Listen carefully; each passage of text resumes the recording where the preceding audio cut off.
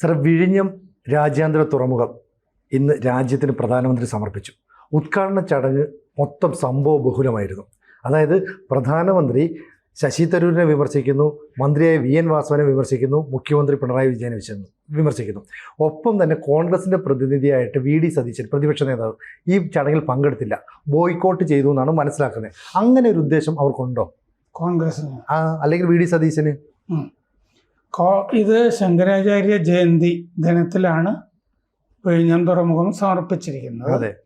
അപ്പോൾ സതീശന്റെ ബോയ്ക്കോട്ട് സതീശൻകാരനായിട്ട് പറഞ്ഞത് സതീശൻ അവിടെ പ്രസംഗത്തിനുള്ള അവസരം ഇല്ല, അതുകൊണ്ട് ബോയ്ക്കോട്ട് ചെയ്തതായിട്ടാണ് സതീശൻ പറയുന്നത്. എന്ന് പറഞ്ഞാൽ ഒരു പ്രോട്ടോകോൾ പ്രശ്നം എന്ന് പറഞ്ഞിട്ട് ലളിതമാക്കി വിട്ടിരിക്കുകയാണ് സതീശൻ. പക്ഷെ അത് കുറച്ചുകൂടി ഗൗരവമുള്ളതാണെന്നാണ് ഈ ഡൽഹിയിൽ നിന്നൊക്കെ നമ്മൾ അറിയുന്നത്. എന്താണെന്ന് വെച്ച് കഴിഞ്ഞാൽ അദാനിയുമായിട്ട് രാഹുലിന് ഒരു യുദ്ധം ഉണ്ടല്ലോ. കാരണം അദാനിക്ക് വേണ്ടിയാണ് മോദി നിലകൊള്ളുന്നത്, ഗുജറാത്തിൽക്കാരായ അല്ലേ രണ്ടുപേര് നിലകൊള്ളുന്നതെന്ന് പറഞ്ഞിട്ട് ഓരോ പാർലമെന്റ് സമ്മേളനം തുടങ്ങുമ്പോഴും രാഹുൽ ഗാന്ധിക്ക് വേണ്ടി ഈ ജോർജ് സോറോസുമായി ബന്ധപ്പെട്ട ചില മാധ്യമപ്രവർത്തകരൊക്കെ എവിടെയെങ്കിലുമൊക്കെ എന്തെങ്കിലുമൊക്കെ പ്രശ്നങ്ങൾ ഉയർത്തും. അപ്പോൾ അത് ഹിൻഡൻബർഗ് റിപ്പോർട്ടാകാം, പെഗാസസ് ആകാം, ഇങ്ങനെ എവിടെയെങ്കിലും ഒരു സോറോസുമായി ബന്ധപ്പെട്ട മാധ്യമത്തിൽ എന്തെങ്കിലും വരും. പിന്നെ അദാനി എന്നും പറഞ്ഞിട്ട് ഈ പ്രതിപക്ഷം ബഹളം ഉണ്ടാക്കാൻ തുടങ്ങും, ഇല്ലേ, വാക്കൗട്ട് തുടങ്ങി. എല്ലാ ലോക്സഭാ സമ്മേളനം ഇത്തവണയാണ് അങ്ങനെയൊക്കെ ഇല്ലാതെ പോയത്. കാരണം ട്രംപ് വന്നു കഴിഞ്ഞല്ലോ അവിടെ അമേരിക്കയിൽ. അപ്പോൾ ഇത് പറയുന്നത് എന്താന്ന് വെച്ച് കഴിഞ്ഞാൽ സ്പുട്നിക് എന്ന പ്രസിദ്ധീകരണത്തിൽ ഒരു റിപ്പോർട്ട് വന്നിട്ടുണ്ട് ഇതുമൊക്കെ ആയിട്ട് ബന്ധപ്പെട്ട്. അതിൽ പറയുന്നത് എന്താണെന്ന് വെച്ച് കഴിഞ്ഞാൽ മൊസാദ്, രാഹുൽ, ഹിൻഡൻബർഗ് ഇതൊക്കെ തമ്മിൽ ചേർക്കുന്ന ഒരു റിപ്പോർട്ടാണ് വന്നിരിക്കുന്നത്. ഈ പിത്രോദയുടെ ഓവർസീസ് കോൺഗ്രസിന്റെ പ്രസിഡന്റാണ് പിത്രോദയാണ് അമേരിക്കയിൽ രാഹുൽ ഗാന്ധിയുടെ പ്രസംഗങ്ങൾ, സന്ദർശനങ്ങൾ അത് മുഴുവൻ നോക്കുന്നത്. അപ്പോൾ ഈ ഹിൻഡൻബർഗ് റിപ്പോർട്ട് അദാനിക്കെതിരെയുള്ളത് പ്രസിദ്ധീകരിച്ചത് ഓർക്കുന്നുണ്ടല്ലോ. അന്ന് അദാനിയുടെ ഓഹരികളൊക്കെ കൂപ്പുകുത്തുകയൊക്കെ ചെയ്തിരുന്നു. പക്ഷെ ഈ ഹിൻഡൻബർഗ് റിപ്പോർട്ട് ഈ കോൺഗ്രസും കൂടി ഒത്താശ ചെയ്തിട്ട് സോറോസും ഒക്കെ ചേർന്ന് ഒത്താശ ചെയ്ത് ഉണ്ടാക്കിയതാണ് എന്ന് മൊസാദ് കണ്ടെത്തിയിട്ടുണ്ട് എന്നാണ് സ്പുട്നിക് പ്രസിദ്ധീകരിച്ച റിപ്പോർട്ടിൽ പറയുന്നത്. മൊസാദ് എന്ത് ചെയ്തു എന്ന് വെച്ച് കഴിഞ്ഞാൽ പിത്രോദയുടെ സെർവറുകൾ ഹാക്ക് ചെയ്തിട്ട് ഈ റിപ്പോർട്ട് പുറത്തു വരുന്നതിന് മുമ്പ് തന്നെ ഈ ഹിൻഡൻബർഗ് റിപ്പോർട്ട് തയ്യാറാക്കുന്നതിലൊക്കെ കോൺഗ്രസ് പങ്കുവഹിച്ചിരുന്നു എന്നുള്ള വിവരം മൊസാദിന് കിട്ടിയിട്ടുണ്ട്. അപ്പോൾ ഈ പശ്ചാത്തലവും ഈ അദാനിയുമായിട്ടുള്ള വൈരവും രാഹുൽ ഗാന്ധിയുടെ ഇതൊക്കെ രാഹുൽ ഗാന്ധിയുടെ മനസ്സിൽ കിടക്കുന്നുണ്ടല്ലോ. അതുകൊണ്ട് രാഹുൽ ഗാന്ധി ബോയ്ക്കോട്ട് ചെയ്യാൻ സതീശനോട് ആവശ്യപ്പെട്ടു എന്നാണ് റിപ്പോർട്ട്. അതാണ് അതിൻ്റെ രാഷ്ട്രീയം. വെറുതെ പ്രോട്ടോകോൾ പ്രസംഗിക്കാൻ സമ്മതിക്കാത്തത് കൊണ്ട് മാത്രം സംഭവിച്ചതല്ല, ഇങ്ങനെയുള്ള വിഷയങ്ങളും കൂടിയുണ്ട്. അതുപോലെ ഈ 100 ബില്യണോളം അന്ന് ഓഹരി ഇനത്തിൽ നഷ്ടം വന്നിരുന്നു ആ സമയത്ത്. പക്ഷെ അത് പിന്നീട് പിടിച്ച് കയറുമല്ലോ. ഇത് ഒരു ദിവസത്തേക്ക് 2 ദിവസത്തേക്കല്ലേ ഈ ഓഹരി വിപണി നഷ്ടം എന്ന് പറയുന്നത്. ഈ രാഹുൽ ഗാന്ധി 2024 അമേരിക്ക സന്ദർശിച്ചിരുന്നു. അന്ന് ജോർജ് ടൗൺ യൂണിവേഴ്സിറ്റിയുടെ വാൾഷ് സ്കൂൾ ഓഫ് ഫോറിൻ സർവീസിൽ രാഹുൽ ഗാന്ധി പ്രഭാഷണം നടത്തിയിരുന്നു. അത് ഈ ജോർജ് ടൗൺ യൂണിവേഴ്സിറ്റി എന്ന് പറഞ്ഞാൽ CIA സ്പൈ ഫാക്ടറി, ചാര ഫാക്ടറി എന്നാണ് അറിയപ്പെടുന്നത് ജോർജ് ടൗൺ. ഈ ജോർജ് ടൗൺ യൂണിവേഴ്സിറ്റിക്ക് ഖത്തർ രാജകുടുംബമായിട്ട് ബന്ധമുണ്ട്. ഖത്തർ രാജകുടുംബം ഫണ്ട് കൊടുക്കുന്നുണ്ട്. മുസ്ലിം ബ്രദർഹുഡുമായിട്ടും ബന്ധമുണ്ട് ആ യൂണിവേഴ്സിറ്റിക്ക്. അൽ ജസീറ അതുമായിട്ടും ബന്ധമുണ്ട്. അപ്പോൾ ഈ രാഹുൽ ഗാന്ധിയുടെ പരിപാടിയൊക്കെ അവിടെ ഏകോപിപ്പിച്ചത് എഡ്വേർഡ് ലൂസ് എന്ന് പറഞ്ഞ പത്രപ്രവർത്തകനാണ്.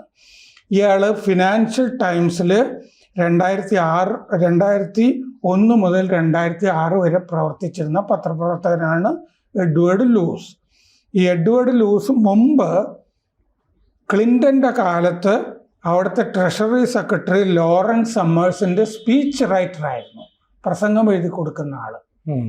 അപ്പോൾ സർക്കാരിലൊക്കെ ബന്ധമുള്ള ഈ എഡ്വേർഡ് ലൂസ് അല്ലേ, ജോർജ് സോറോസും ഒക്കെ ആയിട്ട് ബന്ധം വരുമല്ലോ. അയാളാണ് ഈ ജോർജ് ടൗൺ യൂണിവേഴ്സിറ്റിയിലെ രാഹുൽ ഗാന്ധിയുടെ പരിപാടി ഏകോപിപ്പിച്ചത്.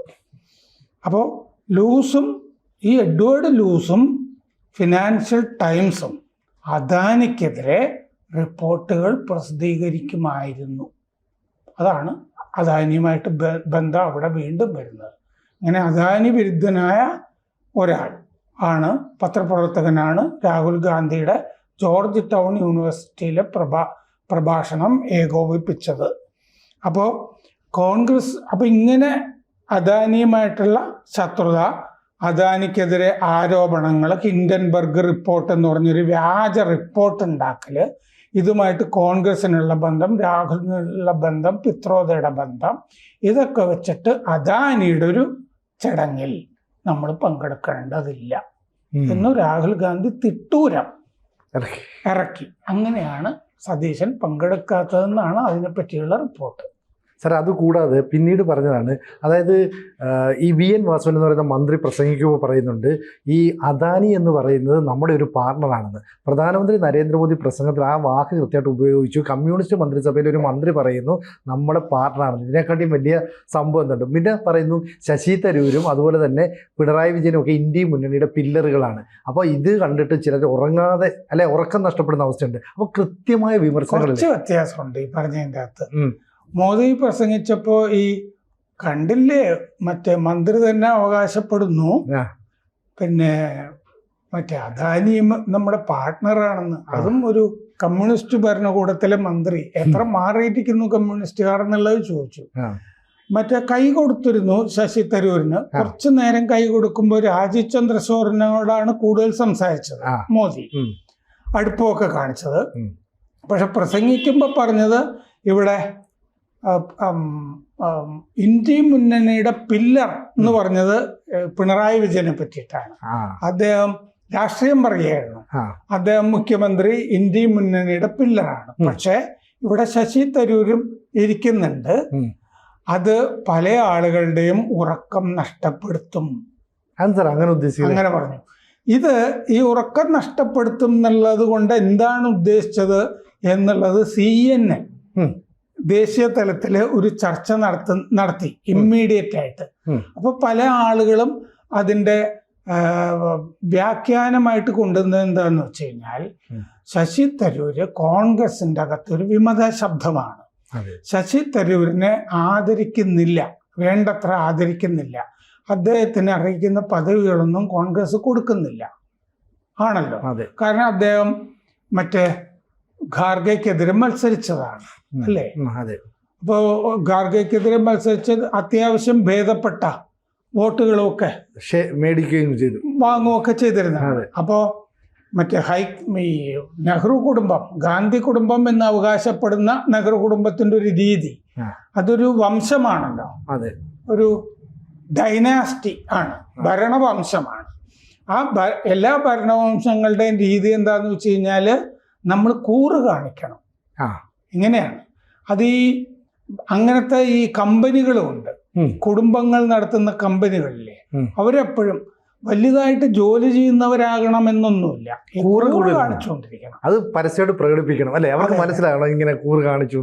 ഇവരുടെയൊക്കെ ഹനുമാന്മാരാണ് നമ്മള് എന്നുള്ള മട്ടില് അവരുടെ ആട്ടും തുപ്പും ഒക്കെ കേട്ട് അടിമകളെ പോലെ അല്ലേ, ഒരു അടിമ വംശമായിട്ട് ബാക്കിയുള്ളവർ നിൽക്കുക, ഇവർ ഭരണവംശമായിട്ട് നിൽക്കും. ഇതാണ് ഡൈനാസ്റ്റി പൊളിറ്റിക്സിന്റെ ഒരു സംഭവം. അങ്ങനെ നിൽക്കുന്നില്ല ശശി തരൂർ. ശശി തരൂർ ഈ ഭരണകുടുംബത്തിന്, ഭരണവംശത്തിനെതിരെ നിൽക്കുകയാണല്ലോ ചെയ്തത്. അവരാണ് ഖാർഗെയെ നിർത്തിയത്, ഇദ്ദേഹം അതിനെതിരെ പോരാടുകയാണ് ചെയ്തത്. എന്ന് പറഞ്ഞാൽ ഖാർഗെക്കെതിരെ സ്ഥാനാർത്ഥിയായിട്ട് നിൽക്കുക എന്ന് പറഞ്ഞാൽ ആ ഭരണവംശത്തിനെ വെല്ലുവിളിക്കുക എന്നുള്ളതാണ്. അങ്ങനെ വെല്ലുവിളിച്ച ആളായതുകൊണ്ട് അനഭിമതനാണ് ശശി തരൂരിന്. ഇനി രാഷ്ട്രീയ ഭാവി ഉണ്ടെന്ന് കരുതാൻ വയ്യ. അപ്പോൾ ആ അവസ്ഥയിൽ നിൽക്കുന്ന ശശി തരൂരിന് ഒരു പ്രോത്സാഹനം എന്നുള്ള നിലയ്ക്കാണ് ശശി തരൂരിൻ്റെ പേര് മോദി പ്രസംഗത്തിൽ എടുത്തു പറഞ്ഞത്. പിന്നെ മാത്രമല്ല, ശശി തരൂർ ഈ അടുത്ത കാലത്ത് സംസാരിച്ച പല കാര്യങ്ങളിലും മോദിയെ പ്രശംസിക്കുകയും മോദി ചെയ്തത് ശരിയാണെന്ന് പറയുകയും ചെയ്തു. അപ്പോൾ ശരി എന്ന് തോന്നുന്ന കാര്യങ്ങൾ അത് കോൺഗ്രസിന് ഇഷ്ടമില്ലെങ്കിൽ പോലും ശശി തരൂർ തുറന്നു പറയുന്നു. എന്ന് പറഞ്ഞാൽ പുറത്തേക്ക് പോവുകയാണെങ്കിൽ ഞാൻ വേറെ നോക്കിക്കോളാം എന്നൊരു ആറ്റിറ്റ്യൂഡ് തരൂരിനുണ്ട്. ശശി തരൂർ ഡിപ്ലോമസിയുടെ കാര്യത്തിൽ മോദിയും ജയശങ്കറിനെയൊക്കെ നന്നായിട്ട് അറിയാമായിരിക്കുമല്ലോ തരൂർ. അതെ. അപ്പൊ മോദിയുടെയും ജയശങ്കറിന്റെയും കാലത്തുള്ള ഈ നയതന്ത്ര കാര്യങ്ങളിലുള്ള വലിയ നേട്ടം, അത് നേട്ടമായി തന്നെയാണ് ശശി തരൂർ പറയാറുള്ളത്. നമ്മൾ നയതന്ത്ര രംഗത്ത് നേടുന്ന വലിയ കുതിച്ചുചാട്ടങ്ങൾ, അങ്ങനെ തന്നെയാണ് അദ്ദേഹം പറയുന്നത്. ഇപ്പൊ പഹൽഗാമില് നടന്ന സംഭവത്തിൽ ശശി തരൂർ പറഞ്ഞത് എന്താന്ന് വെച്ചാല്, ഈ സമയത്ത് നമ്മൾ ഈ രാജ്യത്തിന് ഇന്റലിജൻസ് പാളിച്ചകൾ, ഇന്റലിജൻസ് ഫെയിലിയേഴ്സിനെ ഒന്നും ഉയർത്തി കാണിക്കുകയല്ല വേണ്ടത്, നമ്മൾ രാജ്യത്തിൻ്റെ കൂടെ നിൽക്കുകയാണ് വേണ്ടത് എന്നാണ് ശശി തരൂർ പറഞ്ഞത്. പക്ഷെ ഇവിടുത്തെ കോൺഗ്രസ് അവരുടെ തന്നെ സൈറ്റിൽ പാളിച്ചയുടെ കാര്യമാണ് പറഞ്ഞത്. അതിർത്തിയിൽ നിന്ന് 200 കിലോമീറ്റർ പഹൽഗാമിലേക്ക് ഉണ്ട്. എങ്ങനെ അവിടെ ഈ ഭീകരർക്ക് വരാനായി? മോദി ഉത്തരം പറയണം എന്നാണ്. ഇത് എടുത്ത് അവിടുത്തെ ആ ഫവാദ് ചൗധരി എന്ന് പറഞ്ഞ പഴയ മന്ത്രി ഇവിടുത്തെ കോൺഗ്രസിന്റെ വെബ്സൈറ്റിൽ വന്നത് അയാൾ ഷെയർ ചെയ്തിരുന്നു. അപ്പൊ കേരളത്തിൽ ഇങ്ങനെയാണ് ചെയ്തത്. കഴിഞ്ഞ ദിവസം മോദിയുടെ തലയില്ലാത്തൊരു ചിത്രം പ്രസിദ്ധീകരിച്ചില്ലേ കോൺഗ്രസ് എക്സില്. അപ്പോൾ ഇങ്ങനെ മോദിയെ വിമർശിക്കുന്നത് രാഹുലിന്റെ ഒരു ശീലമാണ്. രാഹുലിന്റെ ശീലമാണ് മറ്റുള്ളവര്, KC വേണുഗോപാലും കൂട്ടരും പകർത്തുന്നത് അല്ലേ, സതീശൻ. അതെ. അതിൻ്റെ കൂടെ ഇല്ല ശശി തരൂർ.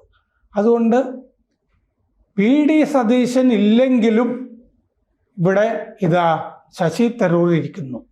ഇതാണല്ലോ മോദി പറഞ്ഞതിന്റെ അർത്ഥം. അത് പലരുടെയും ഉറക്കം കെടുത്തും എന്ന് പറഞ്ഞാൽ രാഹുൽ ഗാന്ധിയുടെ ഉറക്കം കെടുത്തും, ഗാർഗയുടെ ഉറക്കം കെടുത്തും. ശശി തരൂർ ഞങ്ങളുടെ കൂടെയാണ്, ഇതാണ് അദ്ദേഹം പറഞ്ഞതിന്റെ അർത്ഥം. അപ്പൊ പ്രധാനമന്ത്രി കേരളത്തിലേക്ക് വന്നിട്ട് ഒരുമിച്ച് CPM-നും കോൺഗ്രസിനും ഓരോ തട്ടൂടെ കൊടുത്തിട്ടാ പോയെന്ന് പറയാം. അതാണ് അദ്ദേഹം രാഷ്ട്രീയം പറഞ്ഞു. അദ്ദേഹം ചെറിയ തോതിൽ രാഷ്ട്രീയം ഞങ്ങളുടെ വകയാണ് ഇത് മുഴുവൻ എന്ന് പിണറായി വിജയൻ അവകാശപ്പെട്ടു. അതങ്ങനെയല്ലല്ലോ. മറ്റേ മോദി പറഞ്ഞത് ഗുജറാത്തിലെ തുറമുഖമുണ്ട് അദാനിക്ക്, അതിനേക്കാൾ വലിയ തുറമുഖമാണിത്, ഇനി ഗുജറാത്തുകാര് എന്തൊക്കെ പരിഭവം പറയുമായിരിക്കും എന്നാണ് മോദി ചോദിച്ചത്. അപ്പോൾ അദാനി ഇവിടെ ഒരു വലിയ സാമ്രാജ്യം ഉണ്ടാക്കിയിരിക്കുന്നു. അതില് ആ കുത്തക മുതലാളിത്തം എന്നാണല്ലോ ഇതിനെ മാർക്സിസ്റ്റുകൾ വിശേഷിപ്പിക്കുക. ആ കുത്തക മുതലാളിത്തത്തിന്റെ ഭാഗമായി മാറിയിരിക്കുന്നു മാർക്സിസ്റ്റ് പാർട്ടി. അതിലവർക്കൊരു ജാള്യതയും പരസ്യമായിട്ട് പറയാനും ഇല്ല. ഈ രാഷ്ട്രീയമാണ് മോദി പറഞ്ഞത്. പച്ചയ്ക്ക് പറഞ്ഞിട്ട് പിണറായി വിജയനും ഭരണകൂടത്തിനും കോൺഗ്രസിനും അല്ലേ പണി കൊടുത്തിട്ടാണ് മോദി പോയത്. കൂടുതൽ വാർത്തകളും വിശേഷങ്ങളും നിങ്ങളിലേക്ക് എത്താൻ ABC മലയാളം സബ്സ്ക്രൈബ് ചെയ്യുക, ബെൽ ബട്ടണും അമർത്തുക.